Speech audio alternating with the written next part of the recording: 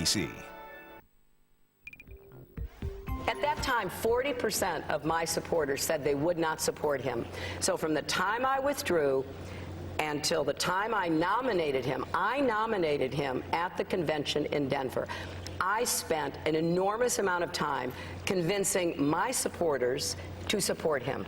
And I'm happy to say the vast majority did. That is what I think one does. That is certainly what I did, and I hope that we will see the same this year. That was Hillary Clinton at last night's MSNBC town hall, speaking about how in 2008 she worked hard to convince her supporters to support then-Senator Barack Obama. Joining us from Philadelphia, Democratic presidential candidate Senator Bernie Sanders of Vermont. Good morning. Welcome back to the show. I guess we'll start right there, Senator, because a lot of people, especially in the Clinton campaign, say that you're hurting the party and you're hurting her chances of going into the nomination. I'm hurting the party. Well, because there was just a study that came out from Harvard yesterday which suggests that the Sanders campaign is turning around millions of young people, getting them to be more progressive, in fact, getting them into the Democratic Party. So I don't think we're hurting the party. I think a vigorous debate on the important issues facing the American people is not only exactly what democracy is supposed to be about. At the end of the day, it creates more political interest. It drives up voter turnout. And when voter turnout is high, progressives and Democrats win elections. Well, you can't so let me be very clear. Go ahead, I'm sorry. No, it's all right. You can't argue, though, that if she is close to clinching this, if there is no path for you, then you're just hurting her as on the road to the nomination, and she goes into it more damaged, maybe some would argue. Well, first of all, I do not accept that there is no path for us. Let's not count our chickens before they are hatched. There are 5 contests today. The state of California, last I heard, the largest state in the United States of America, has not yet cast a ballot. I think all of the people of this country have a right to participate, to determine who the Democratic nominee will be and what the agenda will be. And I think it will be very healthy for democracy and the Democratic Party when we have the debate, the platform debates, the policy debates at the convention. Should the United States of America join every other major country and guarantee health care to all people through a Medicare for All program? Should we provide paid family and medical leave? Should we address the grotesque level of income and wealth inequality? Should we deal with the fact that we have more people in jail than any other country? A lot of good debates to take place. So, and if I do not win the nomination, trust me, I will do everything I can to make sure that some Republican does not end up in the White House. But how important is it to you, win or lose, to reshape the Democratic Party as you move forward through the convention and make sure it's not the Democratic Party of Hillary Clinton's past, which we saw in the New York Times magazine this weekend, painted her very vividly as a hawk, as an interventionist. And as you have said, as somebody who has closer ties to Wall Street than probably the 2 Republican candidates. Look, Joe, I am really very proud that our campaign has brought so much energy into the political process, not just young people, but working people. And the issue that you raise is a very important issue. Look, we know that sometimes our military has got to be involved in a war. But I think there are a lot of Democrats out there who are concerned that Secretary Clinton voted for the war in Iraq, was active in the overthrow of the Gaddafi government in Libya. Is Hillary Clinton a hawk? Because we were talking to a New York Times reporter yesterday and having a hard time getting her to admit what her own paper wrote over the weekend. Do you believe that Hillary Clinton is a war hawk? Let me just say this. My views on foreign policy are different than Secretary Clinton's. I helped lead the opposition to the war in Iraq. I think that military force is the last resort, not the first resort. And I think my views are a lot closer to President Obama's than they are to Hillary Clinton's. But do you think she's a hawk? Or Is she an interventionist? I don't want to, What about an interventionist? Because it really matters to people in the Democratic Party. It does matter. Especially after 8 years of Bush and Cheney, and then the tripling of troops in Afghanistan, and all the things that Hillary Clinton proposed while she was Secretary of State. It does matter to a lot of Democrats on whether they're going to nominate someone who's an interventionist. Do you believe she's an interventionist? No, that's right. I think, look, again, I don't want to characterize her, but I think our views on foreign policy are different. I think what we have got to understand is that there are terrible dictators all over the world. But regime change, overthrowing some dictator, often has unintended consequences. This goes way, way back to Guatemala, to Iran, when we overthrew a democratically elected prime minister there.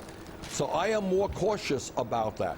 And in terms, certainly in the Middle East right now with ISIS, I believe it must be Muslim troops on the ground who do the fighting with the support of the United States. I will do everything that I can to prevent our troops from getting involved in perpetual warfare in the Middle East. So I think if the question is, does Secretary Clinton and I look at foreign policy in a different way, the answer is yes, we do.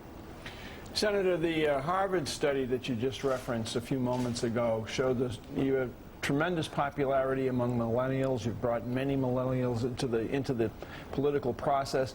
But it also points out that a majority of millennials, I'm having trouble pronouncing the word, reject both socialism and capitalism. They don't believe in socialism. They don't believe in capitalism. What should they believe in?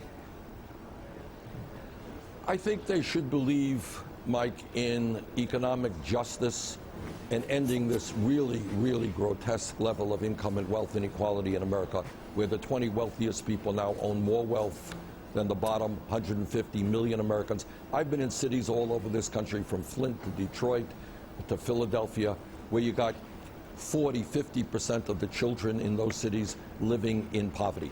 So I think that the fight for economic justice, and I'll tell you what else is resonating with the young people.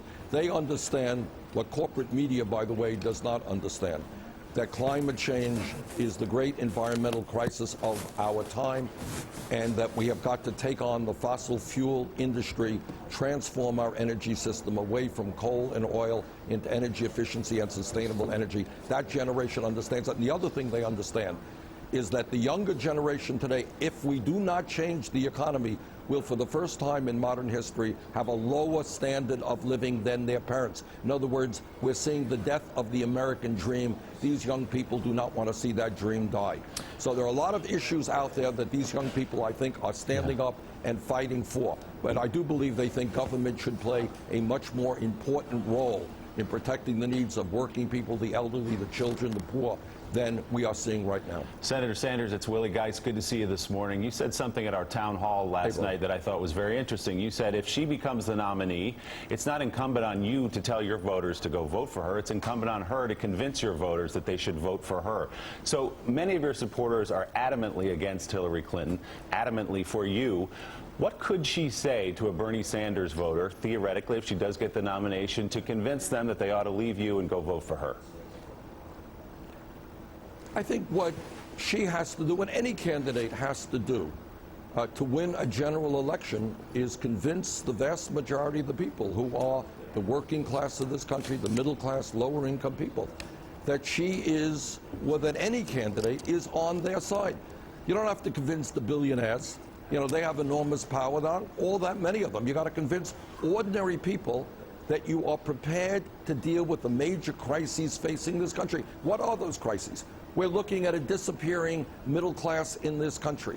We're looking at corporations who in a given year may make billions of dollars in profits and not pay a nickel in taxes. We're looking at kids graduating college, $50,000, $70,000 in debt, paying off that debt for decades. The American people understand that in this great country, the rich and the billionaire class in corporate America cannot have it all. So I think that for Hillary Clinton or Bernie Sanders or any other nominee, they got to go out to the American people and say, yeah, I do have the guts to take on Wall Street. to end a disastrous trade policy, to take on corporate America, to say yes, that the wealthy and the powerful will start paying their fair share of taxes. And you said, though, Senator, that she's not been capable of doing that thus far, that she is in the pocket of Wall Street. So how could she change her tune and convince your voters to go to her? Well, I didn't. Well, you know, that is her job. And you know, people think, you know, Bernie Sanders is going to snap his fingers and everybody who votes for me is, oh, now we're going to, you know, vote for Hillary Clinton. Bernie said so. That is not the way the real world works, and it should not work that way.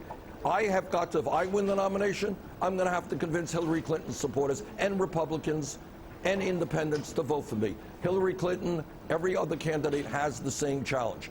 And I happen to believe, as I just said, that the American people are tired of establishment politics. They understand that almost all new income and wealth is going to the top 1%. They understand that there's something profoundly wrong when we are the only major country on earth not to guarantee health care to all of our people who are paid family and medical leave. They are tired of seeing in cities all over this country so many of our children going to totally inadequate schools and living in poverty. And I think we need leadership in this country to address those issues, to understand that we have to take on the billionaire class. That's how you win elections, in my view. Senator, good morning. It's Mark Halperin. Every president and vice president we've had in this country has been a man. If you're the nominee, would you commit to picking a woman as your running mate? Well, I'm not going to commit. You know, you have to look at the best candidates you can, but I think your point is well taken. I think the women of this country, the people of this country understand that it would be a great idea to have a woman as vice president, and something I would give very, very serious thought to. Are there any women in particular you think would be qualified for that job? Are there any women? Yes, there are many women who would be Could you name a qualified for couple? that job. No, I think it's a little bit early to be speculating on that. But I think, you know, as you know, there are people in life today. Elizabeth Warren, I think, has been a real champion in standing up for working families, taking on Wall Street. There are other, you know, fantastic women who have been active in all kinds of fights, who I think could make great vice presidential candidates. All right, Senator Bernie Sanders, thank you very much. Thank you, Bernie. We always love having you on. And tomorrow on Morning Joe. Thank you very much. Good luck tonight. Donald Trump will join us live, and we have much more still ahead I this morning. like that answer, by the way. Will you give us him? No. No. Sanders I Warren. love it. By the way, politicians, you can say no. No, he said Sanders He Warren. did say Warren. Basically Warren, that would be amazing. So we're going to go at it until 10 a.m. today for an extended edition of Morning Joe on this primary day. I wish we Stay could with us. go. We'll be right back.